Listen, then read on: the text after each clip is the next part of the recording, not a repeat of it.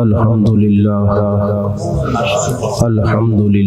رب العالمین والعاقبۃ للمتقین والصلاة والسلام علی سید الرسل وخاتم الانبیاء والمرسلین وعلی آلہ الطیبین واصحابہ الطاہرین اما بعد فاعوذ باللہ من الشیطان الرجیم بسم اللہ الرحمن الرحیم ربنا اغفر لی ولوالدی وللمؤمنین یوم یقوم الحساب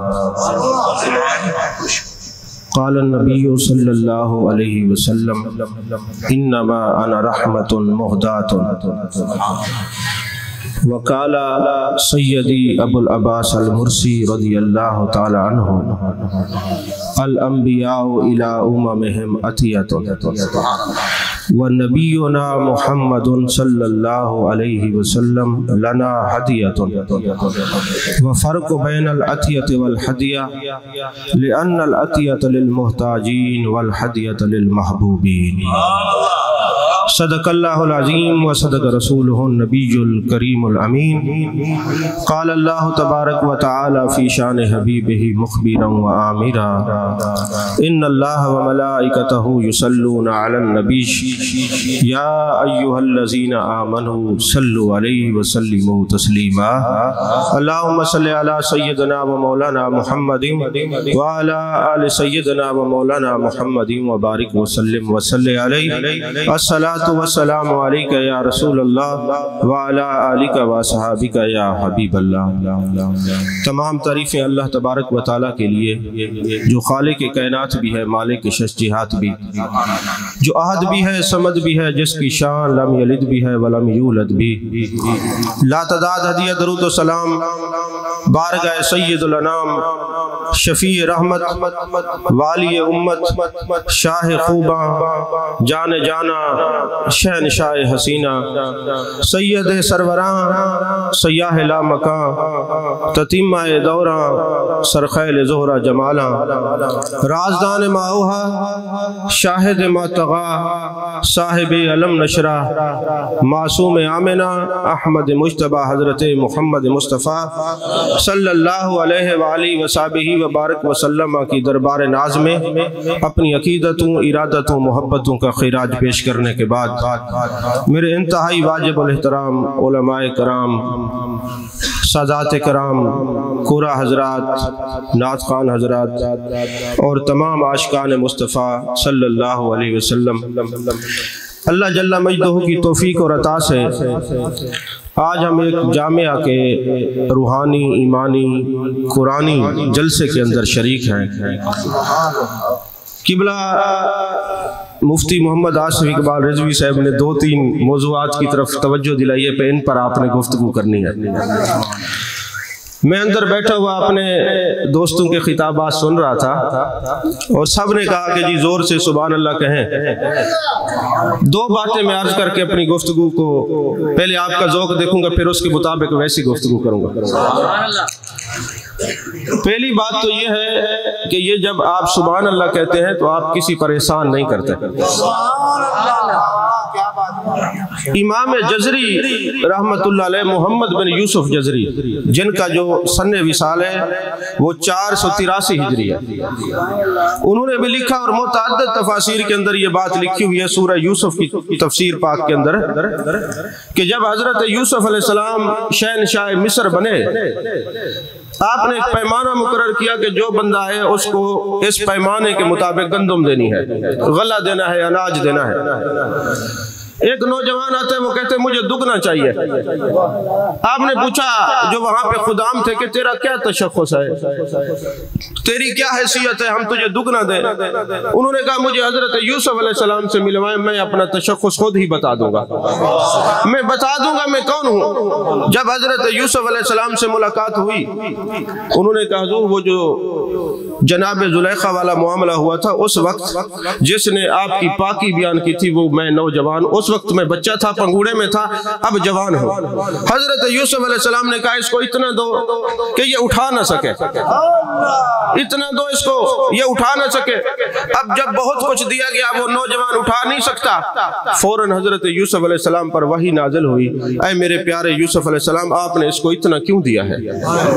बारी ताला इसने मेरी पाकी बयान की है इसलिए मैंने इसको नवाज दिया।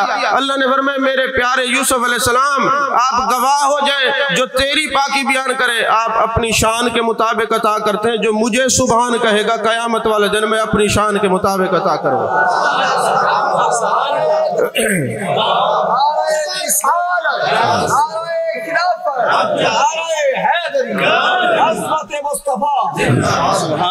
तो ये जो सुभान अल्लाह कहते हैं आपको कहलाया जाता है, ये आपके हमदर्द हैं। जब आप बैठे रहे सुभान अल्लाह कहते रहे तो कयामत वाले दिन सबकी बात बन जाए।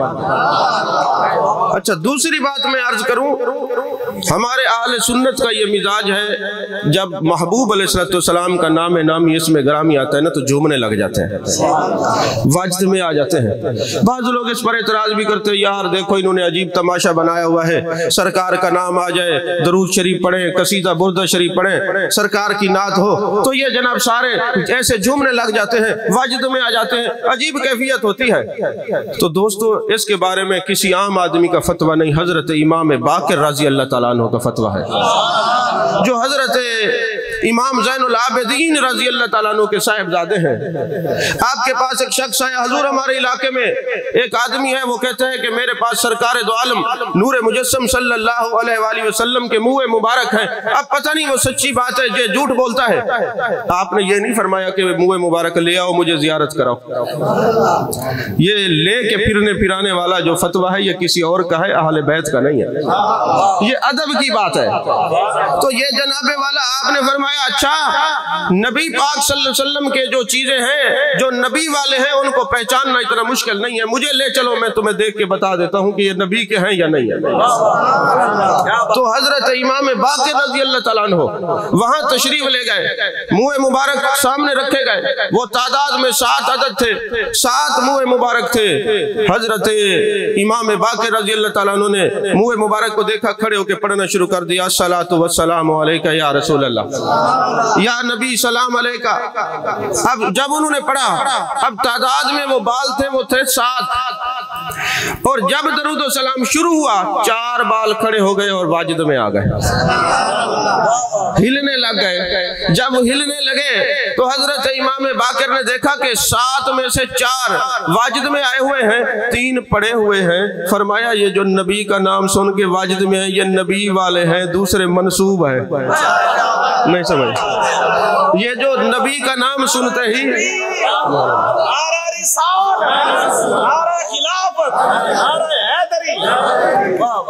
तो जो नबी वाले हैं वो नाम सुनते ही वाजिद में आ जाते हैं, जो होते 7 हैं मगर पड़े रहते हैं ये नबी वाले नहीं, मंसूब जरूर है। लिहाजा हजरत इमाम बाकिर रज़ी अल्लाह ताला अन्हु ने ये फतवा दे दिया कयामत तक नबी वाले वही होंगे, जैसे नाम आएगा वाजिद में आ जाएंगे।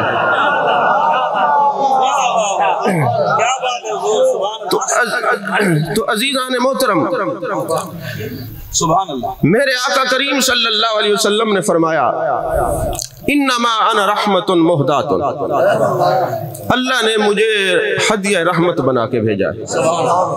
चूंकि इसाले सवाब की मजलिस भी है, कुरान की भी है, ये 2-3 मौज़ूआत पर मैंने थोड़ी थोड़ी गुफ्तगू करनी है। तो अल्लाह ताला के महबूब ने फरमाया कि अल्लाह ने मुझे हदिया रहमत बना के भेजा। और इसी हदीस की तशरीह में हजरत अबुल अब्बास अल मुर्सी रजी अल्लाह ताला ने फरमाया कि अल अंबिया इला उम्महिम अतियतुन, जितने अंबिया हैं वो अपनी उम्मतों के लिए अतिया है। व नबीना मुहम्मदुन सल्लल्लाहु अलैहि वसल्लम लना हदियतुन, और हमारे आका अलैहिस्सलातु वस्सलाम अपनी उम्मत के लिए हदिया है। फरमाते हैं फर्क बैनल अतियत वल हदिया, अब अतिया और हदिया में फर्क क्या होता है? फरमाते हैं कि अतिया मोहताजों को दिया जाता है और हदिया महबूबों को दिया जाता है। چونکہ میرے آقا نے فرمایا انا حظکم وانت حظی، کہ تم میرے حصے میں آئے ہو، میں تمہارے حصے میں آیا ہوں، تو فرمایا اللہ کو یہ امت اتنا پیاری ہے، اس پیار کی وجہ سے ہدیہ عطا کیا ہے محبوب کی صورت میں۔ اور دوسرا ہدیہ اللہ کی طرف سے مومن کو کون سے ملتا ہے؟ تحفۃ المومن الموت۔ اور مومن کی طرف سے، اللہ کی طرف سے جو مومن کو تحفہ ملتا ہے وہ موت کا ہے۔ اب محبوب بھی ہدیہ، موت بھی تحفہ، اب یہ دونوں تحفے کیسے اکٹھے ہو سکتے ہیں؟ فرمایا اللہ کو جب پیار آتا ہے تو مومن کو موت دیتا ہے تاکہ ہدیہ رحمت مصطفیٰ کی ذات تک یہ پہنچ جائے۔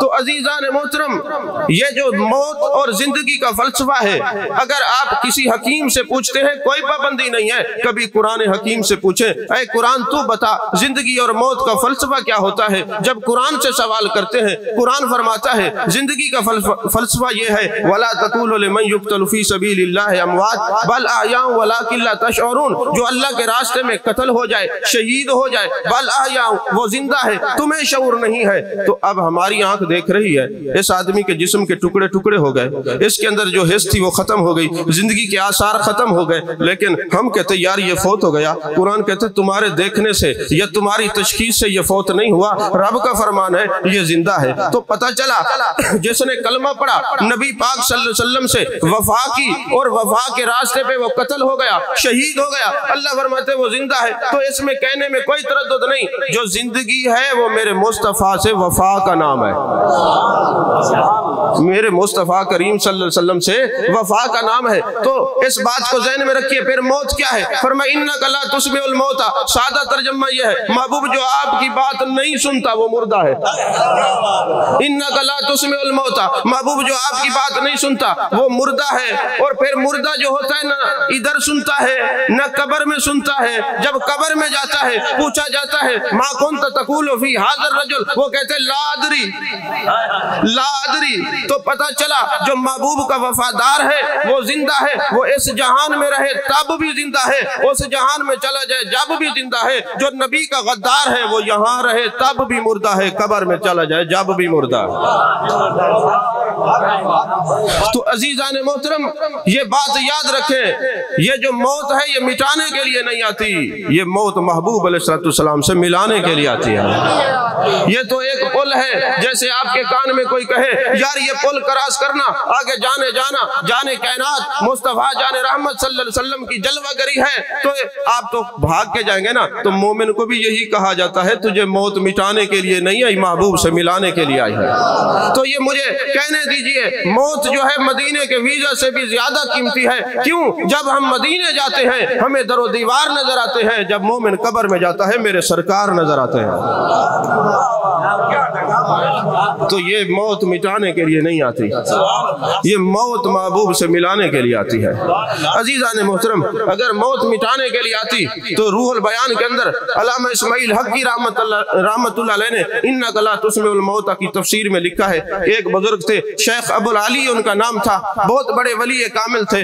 اچھا ولیوں کی یہ شان ہوتی ہے یہ جتنا بھی درجے پہ پہنچ جائے رہتے پھر بھی عاجز ہے۔ عالم کی بھی یہ شان ہوتی ہے وہ جتنا بھی پڑھ لکھ جائے اس کی طبیعت میں عاجزی آتی رہتی ہے، وہ جتنا اس کا علم بڑھتا جائے گا عمر بڑھتی جائے گی، دو چیزیں بڑھتی جائیں گی، ایک چہرے کا نکھار بڑھتا جائے گا، دوسرا طبیعت میں عاجزی بڑھتی جائے گی۔ یہ شان ہے علماء ربانی جین کی۔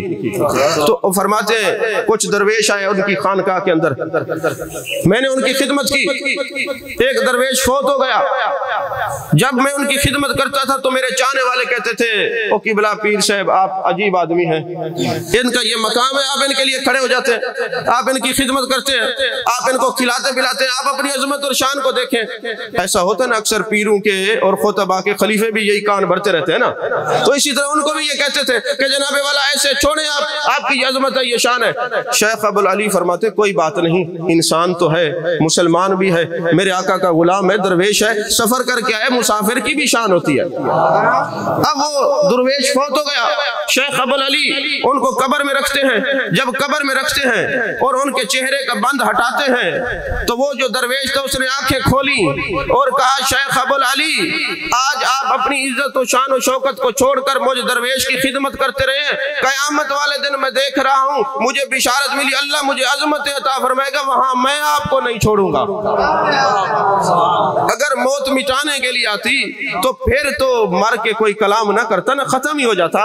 تو عزیزان محترم جب ہمیں پتہ ہوتا ہے کہ ہمارے عزیز و اقربا ہمارے رشتہ دار جو فوت ہو گیا ہے اس نے قبر میں جانا ہے, مٹی سے مٹی ہونا ہے, تو پھر ہمیں غسل دینے کا تکلف کیوں ہم کرتے ہیں, کفن اس کو کیوں پہناتے ہیں؟ میں آپ سے پوچھتا ہوں جب عید میلاد النبی کا عید میلاد کا سیزن آتا ہے, ہر چیز کا موسم ہے نا, تو لوگ کہتے ہیں یار یہی پیسے بیوہ اور مساکین کو دے دو, یہ میلاد النبی پہ کیوں لگاتے ہو؟ میں ان کو پوچھتا ہوں پاکستان میں ایک تھر کا علاقہ ہے جہاں پانی میسر نہیں ہوتا, جہاں کپڑا میسر نہیں ہوتا, یہ وہاں بھیج دیا کریں.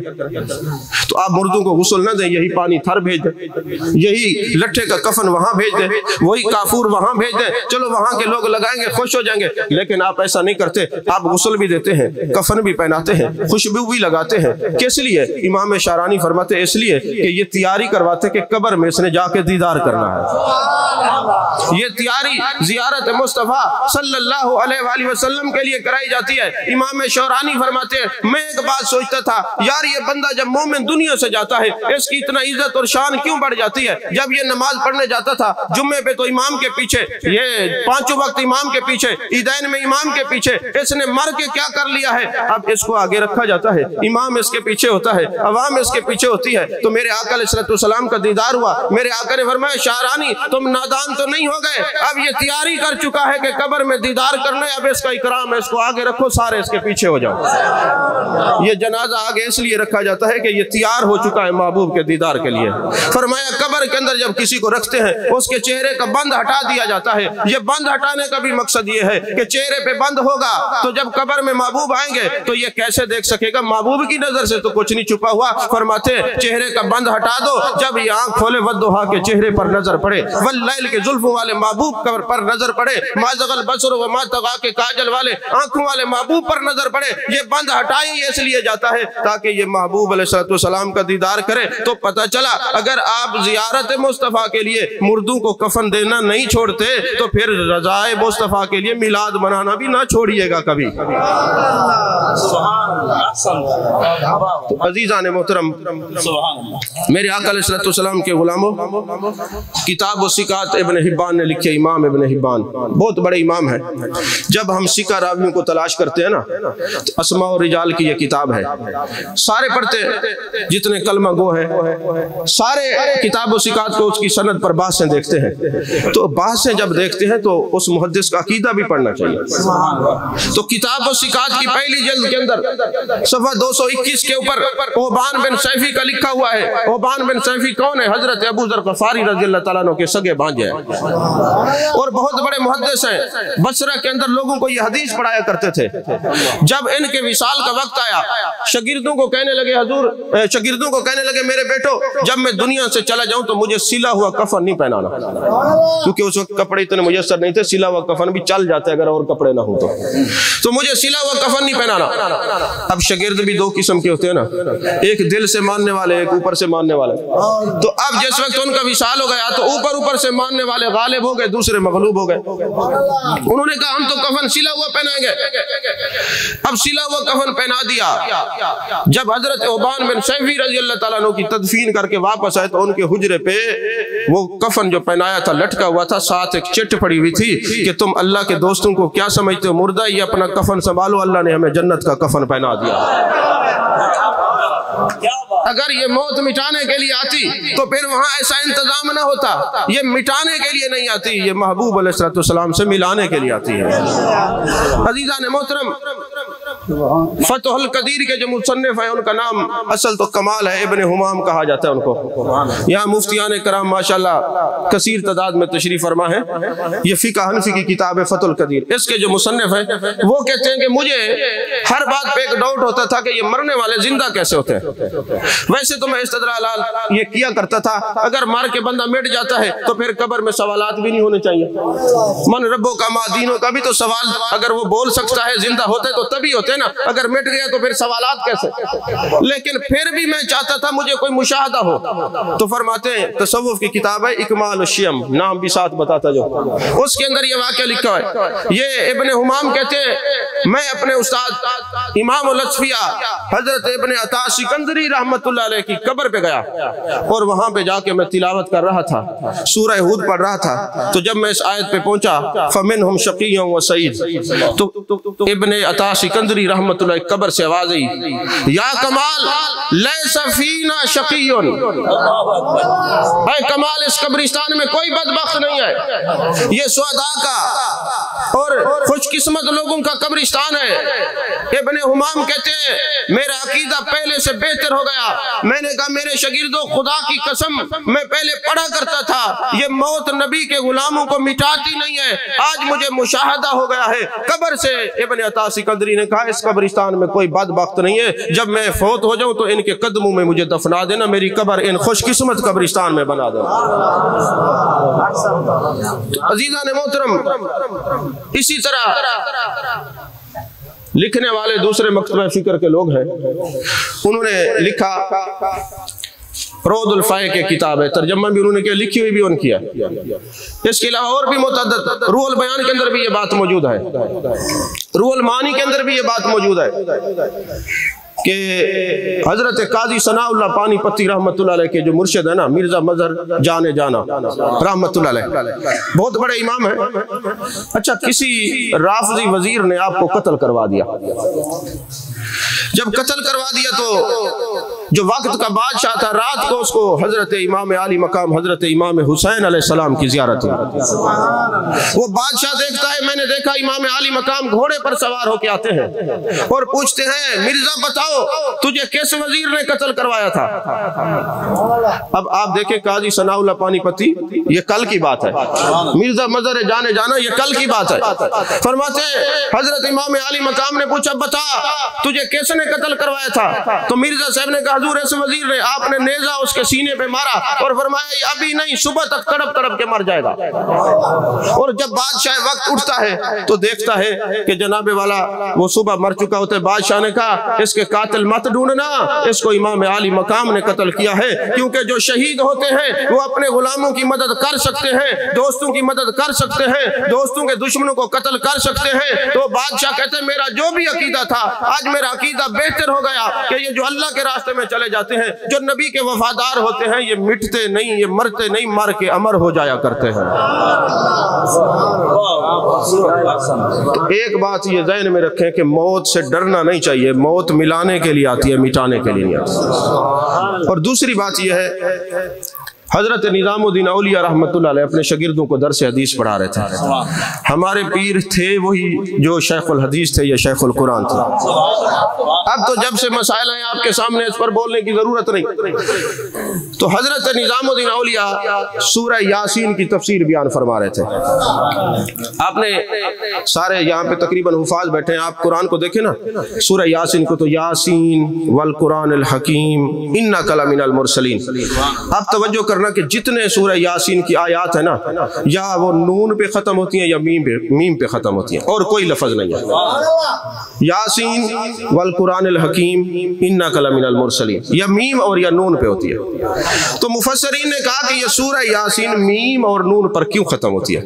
کہا بات دراصل یہ ہے میم سے اسم محمد بنتا ہے، نون سے نورانیت اور نبوت کا پرچار ہوتا ہے، اس لیے چونکہ ہر سورہ یاسین کی آیت کا اختتام نعت مصطفیٰ صلی اللہ علیہ وسلم پر ہوتا ہے، اس لیے یہ مردوں کو سنائی جاتی ہے، یہ مارنے کے لیے نہیں ہوتی کہ روح نعت مصطفیٰ سے واقف ہے، جب یہ دنیا سے جانے لگے سورہ یاسین کی صورت میں نعت سنا ہوتا کہ روح اس کی آسانی سے نکل جائے۔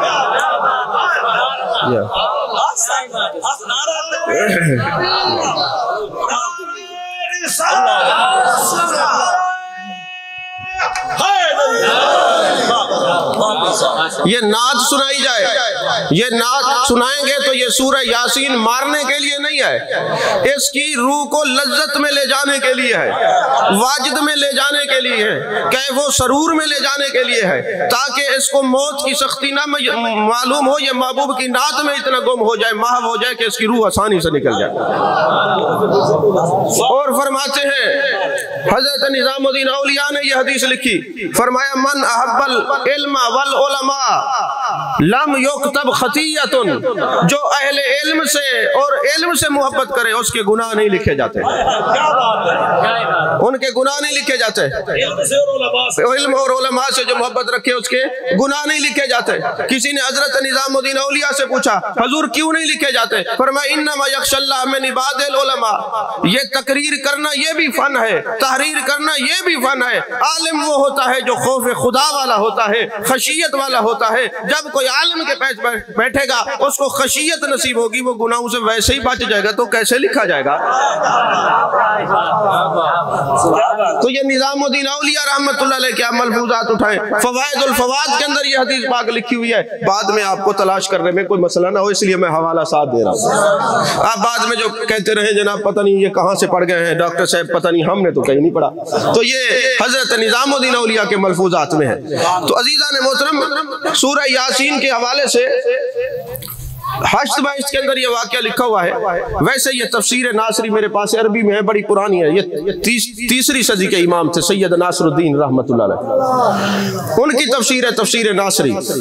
یہ فرماتے ہیں جو سید ناصر الدین رحمت اللہ علیہ تھے، وہ فرماتے ہیں میں نے ایک دن مسند احمد پڑھی نا، تو اس میں ایک حدیث تھی کہ جو کسی محفل کے اندر قرآن پاک کی ایک آیت کو محبت سے سنے گا نا، تو جب وہ مرے گا اس کی قبر میں اس آیت کا نور ہوگا۔ وہ ایک دوسرے سے پوچھیں گے یار یہ نور کس بات کا ہے؟ تو کہا جائے گا فلاں محفل کے اندر جو قاری صاحب تلاوت کر رہے تھے اور آپ نے محبت سے تلاوت سنی تھی، ایک آیت کا نور ہے، تو یارو جو ایک آیت سے پیار کرے اس کی قبر نور علی نور ہے، جو پورے قرآن سے پیار کرے اس کی قبر کا عالم کیا ہوگا؟ تو فرماتے ہیں وہ سید ناصر الدین رحمت اللہ علیہ فرماتے ہیں میں نے ایک دن محبوب علیہ السلام کی حدیث پاک پڑھی، ویسے یہ کنز العمال اور شعب الایمان کے اندر یہ حدیث ہے کہ سورہ یاسین جس مقصد کے لیے پڑھی جائے اللہ وہ مسئلہ حل فرما دیتا ہے، جس مقصد کے لیے پڑھی جائے، جو بھی کوئی مقصد ہو سورہ یاسین پڑھے اللہ وہ کام کر دیتا ہے۔ فرماتے سید ناصر الدین رحمت اللہ علیہ مجھے کوئی بیماری ہوئی، مجھے سکتہ طاری ہوا، حکماں نے کہا یہ مر گیا ہے، فوت ہو گیا، میں تو کومے کی حالت میں تھا، مجھے لوگوں نے غسل دیا، کفن پہنایا، جنازہ پڑا، قبر میں جا کے ڈال دیا۔ اب 3 دن کے بعد جب میرا جسم گرم ہوا نا، فرشتے تو تب آتے نا کہ اگر میں مرا ہوتا، میں تو زندہ تھا، جب میں مرا ہی نہیں تھا تو پھر فرشتے کیسے آتے؟ تو کہتے 3 دن بعد میں نے محسوس کیا مجھے کفن ہے اور قبر جو ہے وہ اندھیری ہے، اور میں نے ہاتھ مارا تو دائیں بائیں دیواریں نظر آئی، مجھے پتہ لگ گیا یہ میں تو قبرستان میں ہوں، اب کیا کروں؟ فوراً مجھے یہ حدیث یاد آئی کہ سورہ یاسین جس مقصد کے لیے پڑھی جائے وہ مسئلہ حل ہو جاتا ہے۔ میں حافظ قرآن تھا، اب میں نے سورہ یاسین پڑھنا شروع کیا، ابھی ایک رکوع پہلے مبین تک پہنچا نہیں تھا، مجھے محسوس ہوا جیسے میری قبر کوئی کھود رہا ہے، قبر میری کھودنے لگی۔ اب وہ کون تھا؟ وہ کفن چور تھا، وہ کفن چور تھا، وہ قبر کھودنے کے لیے آیا، اس نے کہا عالم تھے، سید تھے، آل رسول تھے، کفن بڑا قیمتی ہوگا تو لہٰذا میں کفن اتاروں۔ کہتے جب اس نے قبر کھودی ہاتھ اندر ڈالا، میں نے ہاتھ پکڑ لیا، جب میں نے ہاتھ پکڑا اس کی موت واقع ہو گئی، میں بچ گیا، اور جب میں باہر نکلا میں نے اس کے کپڑے پہنے، اپنا کفن پہنا کے، علاقے کا کفن چور تھا، اس کے گھر میں اطلاع دی بابا وہ وہاں وہ قبر کھودنے گیا تھا، مرا پڑا ہے، لیکن سورہ یاسین کی برکت سے اللہ نے مجھے زندگی دی۔ حضرت ناصر الدین رحمت اللہ علیہ ہر مجلس میں کہتے لوگوں یہ سورہ یاسین مٹانے کے لیے نہیں آتی ہے تو زندہ کرنے کے لیے آتی ہے، یہ مارنے کے لیے نہیں پڑھائی جاتی، یہ تو زندہ کرنے کے لیے پڑھائی جاتی ہے۔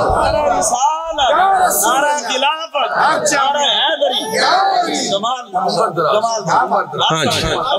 اچھا میں اب آپ سے پوچھتا ہوں کہ اگر سورہ یاسین کو کسی مقصد کے لیے پڑھا جائے تو مسئلہ حل ہو جاتا ہے, موت بھی زندگی میں بدل جاتی ہے, قبر سے بھی بندہ نکل آتا ہے, روح بھی آسانی سے نکلتی ہے. یہ تو قرآن پاک کی ایک سورت ہے, اس کو پڑھیں تو یہ حال ہے. اگر سارے قرآن سے محبت رکھیں تو کیا عالم ہوگا.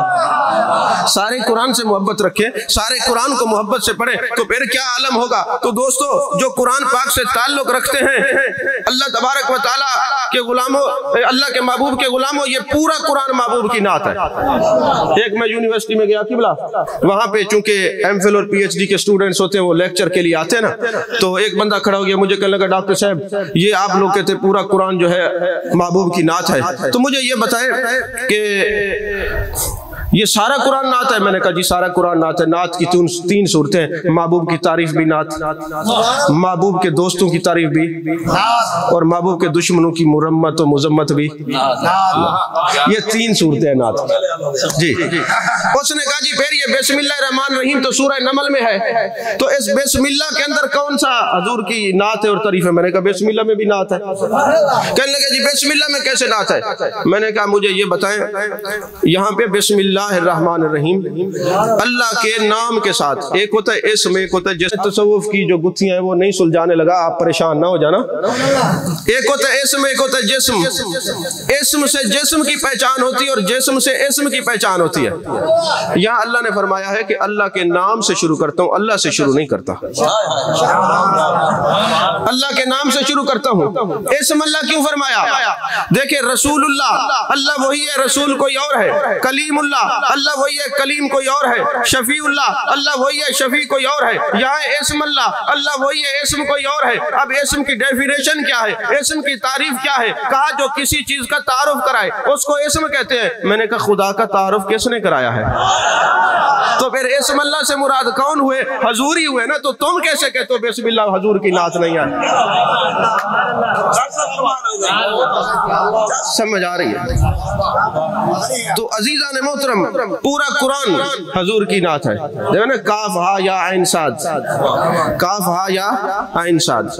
کاف سے مراد کن, ہا سے مراد حرف خطاب, یا سے مراد حرف ندا, عین سے مراد عبداللہ, سواد سے مراد سورتن. ابن عربی نے کہا اللہ جب اپنے محبوب کو بنا رہا تھا تو فرما رہا تھا کن ہا یا عبداللہ سورتن یتجمل بجمال اللہ.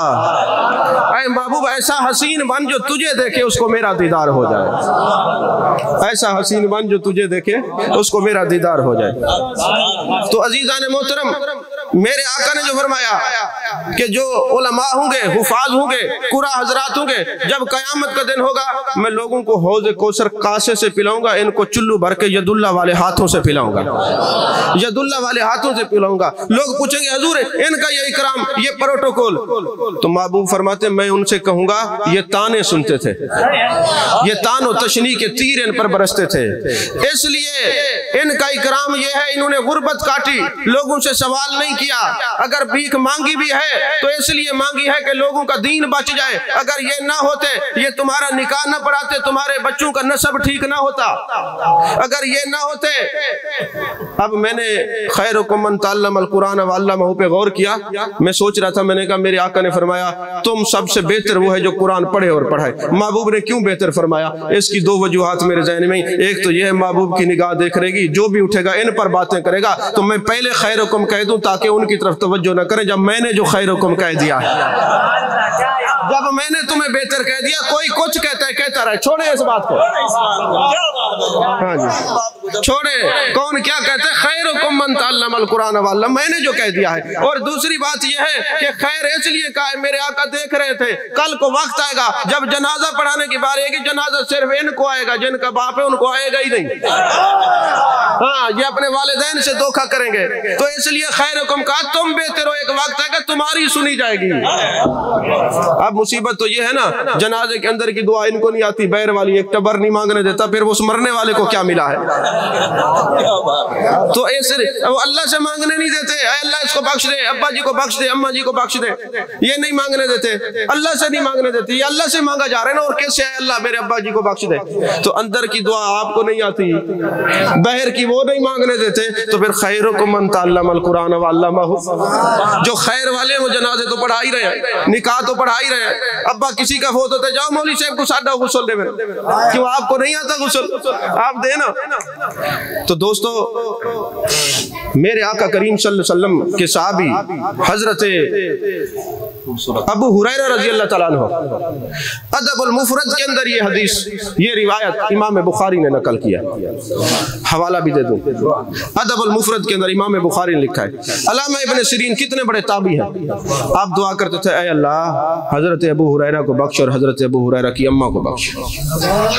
کسی نے کہا شاگردوں میں سے, حضور آپ اتنے بڑے محدث, اتنے بڑے امام, سید التابعین میں آپ کا شمار ہوتا ہے, فی احوال الموت والقبور اٹھا لو, کوئی کتاب اٹھا لو, تذکرہ امام قرطبی کی اٹھا لو, دوسرے مذہب کے جتنے لوگ ہیں ان کی کتابیں اٹھا لو, سب میں یہ باب قائم کیا ہوا, یہ بات لکھی ہوئی حدیث کہ جب بندہ دنیا سے فوت ہوتا ہے نا, جاتا ہے, تو یہ فرشتے دونوں اللہ کی بارگاہ میں عرض کرتے ہیں میرے مالک 70 سال 80 سال 90 سال 100 سال یہ بندہ زندہ رہا ہے, اب یہ فوت ہو چکا ہے, اب ہمیں عرش پہ جگہ دی جائے. اللہ فرماتے عرش فرشتوں سے پر ہے, اگر یہ مسلمان تھا, میرے محبوب سے پیار کرنے والا تھا, میرے محبوب کا محب تھا, تو تم اس کی قبر پہ چلے جاؤ, قیامت تک سبحان اللہ الحمدللہ لا الہ الا اللہ اللہ اکبر کر پڑھتے رہو اور اس کو ایصال ثواب کرتے رہو. اور اگر یہ بے ایمان تھا, کلمہ نہیں پڑھا, کافر تھا, منافق تھا, تو اس کی قبر پہ کھڑے ہو کے قیامت تک لعنت بھیجتے رہو. تو یہ ایصال ثواب جو کہتے قبرستان میں نہیں ہوتا, میں نے کہا تم نہ کرو, یہ فرشتے کر رہے.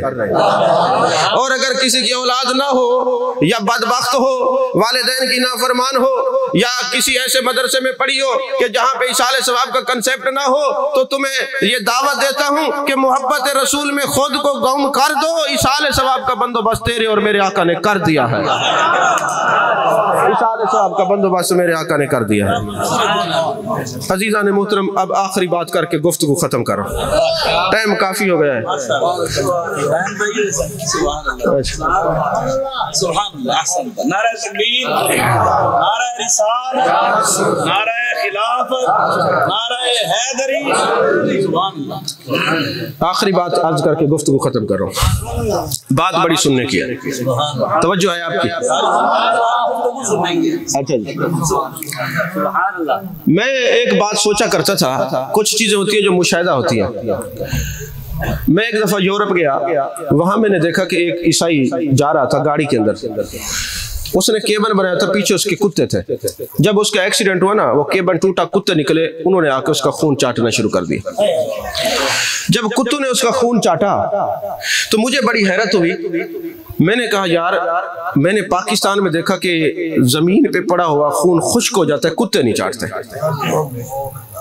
جتنے اسلامی ممالک وہاں جانا ہوتا ہے تو اس میں بھی میں نے دیکھا خون خشک ہو جاتا ہے, کتے نہیں چاٹتے.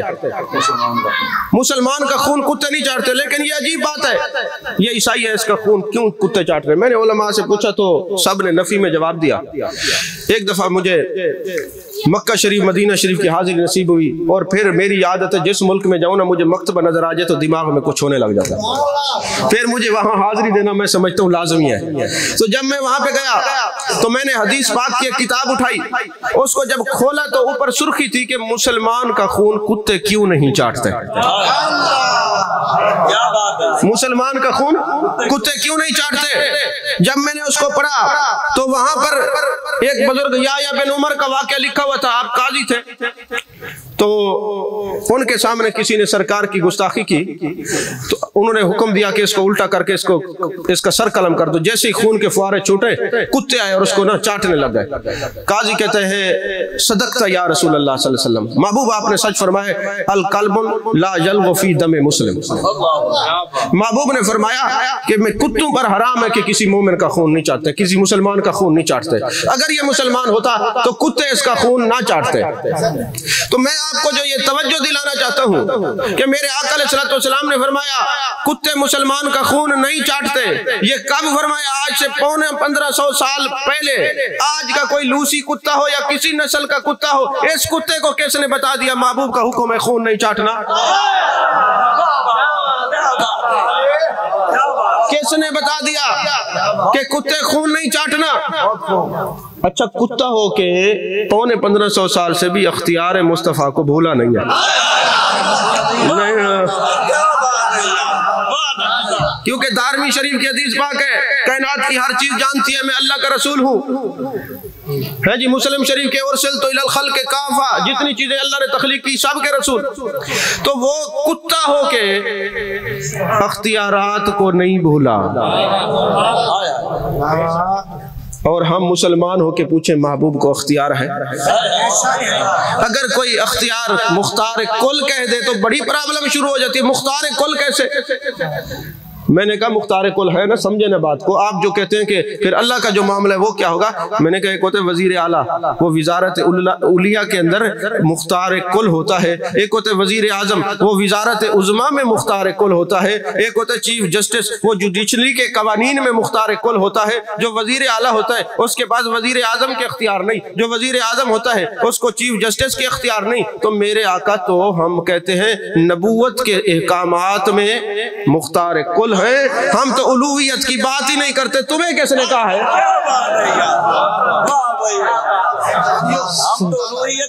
بات ہی نہیں کرتے. کس نے کہا ہے؟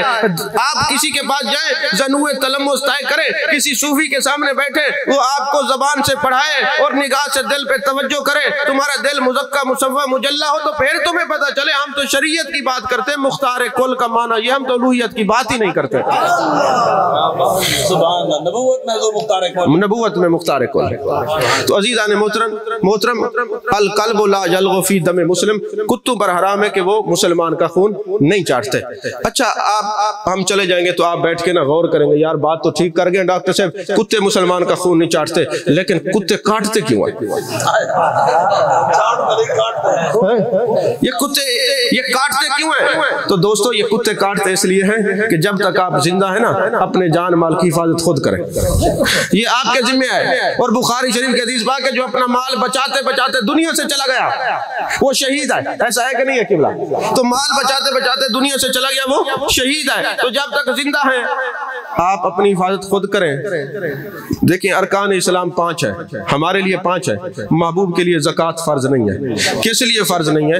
اس لیے فرض نہیں ہے کہ غلام آقا کو زکوٰۃ نہیں دے سکتا، آقا غلام کو زکوٰۃ نہیں دے سکتا. فلا وربک لا یؤمنون حتی یحکموک. تو محاکمیت میرے مصطفیٰ کریم صلی اللہ علیہ وسلم کی ہے.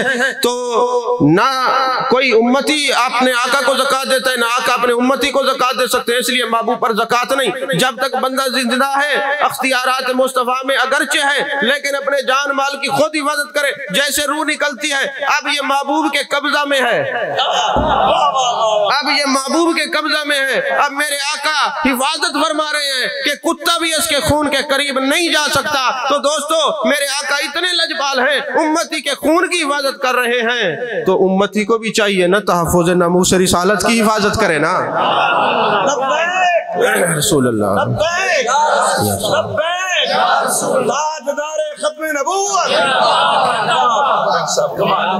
اللہ تبارک و تعالی میری حاضری کو قبول فرمائے.